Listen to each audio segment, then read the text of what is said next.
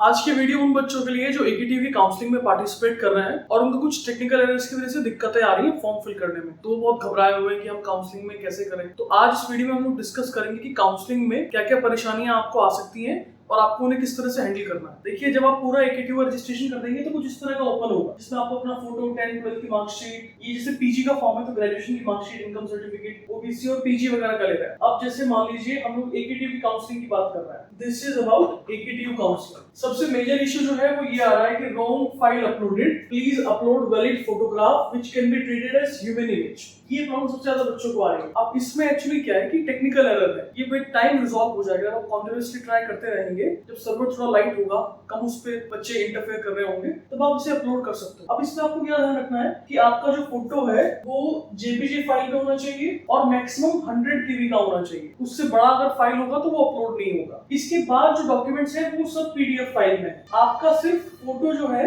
That is JPG, ये ना PNG चलेगा ना जेपीईजी चलेगा, ये सिर्फ जेपीजी फाइल चलेगी। ठीक है, इसके बाद जितने भी ये सब है they will all B PDF files. अब बच्चों को दिक्कत क्या आ रही है कि भाई हमारी पीडीएफ फाइल एक्सेप्ट नहीं हो रही है। वो इसलिए एक्सेप्ट नहीं हो रही क्योंकि उसका जो आपका साइज होगा ना वो बड़ा होगा 300 केबी से। इसमें लिमिटेशंस है कि जो भी आप फाइल्स अपलोड करेंगे पीडीएफ में वो 300 केबी से ऊपर नहीं होनी चाहिए। अब बच्चों को उसमें भी दिक्कत आ रही है, तो उसके बारे में हम लोग आगे वीडियो में बात करेंगे कि आप अपनी फाइल आप कैसे कंप्रेस कर सकते हो कि वो 300 केबी में आ जाए। जैसे यहाँ 10th की सर्टिफिकेट आपको अपलोड करना है, एक चीज का आपको ध्यान रखना है कि आपने जो फोटोज या मार्कशीट कुछ भी अपलोड करेंगे वो प्रॉपर्ली स्कैन होना चाहिए। बच्चे क्या करते हैं कि फोन से फोटो खींचा और अपलोड कर दिया, उसमें क्या होता है कि जब वो अपलोड होता है सर्वर पे तो पिक्सल्स फट जाता है, वो फट जाएंगे तो वो विजिबल नहीं होंगे। तो उसकी वजह से दिक्कत आपको ये आएगी कि आपके डॉक्यूमेंट रिजेक्ट हो सकते हैं या आपको दोबारा ईमेल आए कि आप दोबारा डॉक्यूमेंट्स अपलोड कीजिए। सबसे अच्छा तरीका है कि आप उसको प्रॉपर्ली स्कैन कराइए। आपके पास स्कैनर नहीं है, आप बाहर जाके स्कैन कराइए। स्कैन कराने के बाद जब फाइल पीडीएफ में आ जाती है तो उसको आप ऑटोमेटिकली कंप्रेस कर सकते हो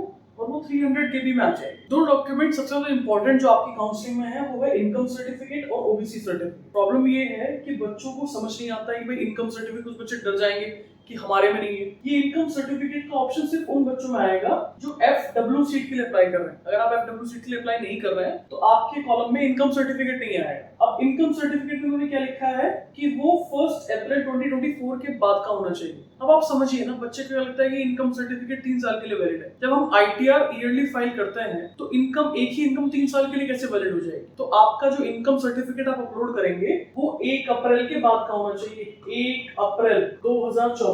इसके बाद का आपके पास डॉक्यूमेंट होना चाहिए। Same goes with OBC category. अब ओबीसी कैटेगरी में इन्होंने क्या लिखा है, सर्टिफिकेट इन्होंने दिया हुआ है, डॉक्यूमेंट्स के लिए हमने सेपरेट एक फाइल अपलोड की है, एक्सेप्टेड इफ इशूड ऑन और आफ्टर 1 अप्रैल। इसके साथ भी सेम इशू है। मान लीजिए आपका ओबीसी सर्टिफिकेट है और वो लास्ट ईयर का है, तो इसमें क्लियरली मेंशन है कि वो एक्सेप्ट तब होगा अगर वो 1 अप्रैल से बाद का होगा। अगर आपका डॉक्यूमेंट जो है वो लास्ट ईयर का है तो इसके पूरे चांसेस हैं कि आपको ओबीसी कैटेगरी से निकालकर वो जनरल कैटेगरी में शिफ्ट कर देंगे। तो आपको जो एडवांटेज मिल सकता है कैटेगरी का वो नहीं मिलेगा। तो सबसे इंपॉर्टेंट ये एक फैक्टर है, ये आपको चेक करना है। जैसे अभी भी काउंसलिंग में टाइम है, there are I would say 8 to 10 days अभी बचे हुए हैं। तो अगर आपका डॉक्यूमेंट पुराना है तो उसको नया आप करा लीजिए 1 अप्रैल के बाद का। अब इसमें एक चीज और है, जैसे जो बच्चे बीटेक के लिए अप्लाई कर रहे हैं उनकी केस में फोटोग्राफ का ऑप्शन आएगा, 10th 12th का ऑप्शन आएगा, इनकम का आएगा, ओबीसी का आएगा। अब जहां ये सीयूईटी पीजी लिखा हुआ है ना, यहाँ क्या होगा, जो बच्चे बीटेक के लिए अप्लाई कर रहे हैं उनकी केस में जेई का स्कोर कार्ड आ जाएगा।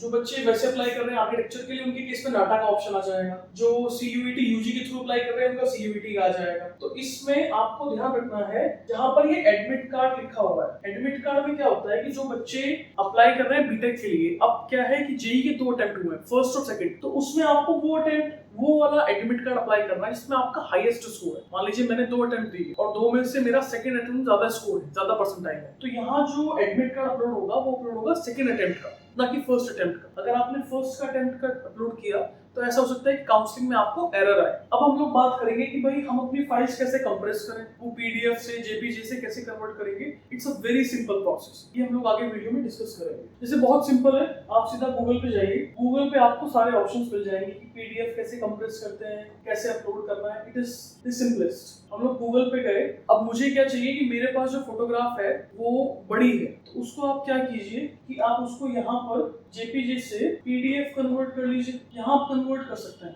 इनमें से किसी भी में आप अपना कन्वर्ट कर लीजिए। आप यहाँ गए, यहाँ जाके अपना जो फोटो है आपने वो, जैसे फॉर एग्जांपल मैंने ये फोटो उठाया, तो ये बड़ा सिंपल है। आप जाके अपना जो जेपीजे फाइल है उसको पीडीएफ में कन्वर्ट कीजिए, वो ऑटोमेटिकली कंप्रेस हो जाएगा। और फिर क्या कीजिए, जो कंप्रेस आपकी फाइल है उसको पीडीएफ से जेपीजे कन्वर्ट कर लीजिए, तो वो आपका ऑटोमेटिकली अंडर 100 KB आ जाएगा। ऐसा भी हो सकता है, जैसे मान लीजिए अगर आप लैपटॉप वगैरह यूज करते हैं तो उसमें बहुत सारे सॉफ्टवेयर होते हैं, जैसे फॉर एग्जांपल जैसे इसमें हम लोग देखेंगे, ठीक है। इसमें आप चेक करो कि यहाँ जैसे हम ये फोटो अपना ओपन करते हैं तो यहाँ ऑप्शन आता है रीसाइज इमेज। वो मुझे बता रहा है कि मेरी करंट फाइल जो है वो पीएनजी में है और उसका इतना साइज है। अगर मैं इसकी क्वालिटी या हाइट वगैरह चेंज करूँ तो ये चेंज हो जाएगा। अब जैसे मुझे क्या करना है, मुझे अपनी फाइल को I want to convert it to JPG. अब जैसे जेपीजी में अगर मैं इस फाइल को करूं तो ये कितना आ रहा है, इतना आ रहा है। अब मुझे क्या चाहिए, तो इसमें एक तरीका तो ये है कि मैं इसकी हाइट वगैरह चेंज कर दूं। जैसे मैंने इसको 900 कर दिया।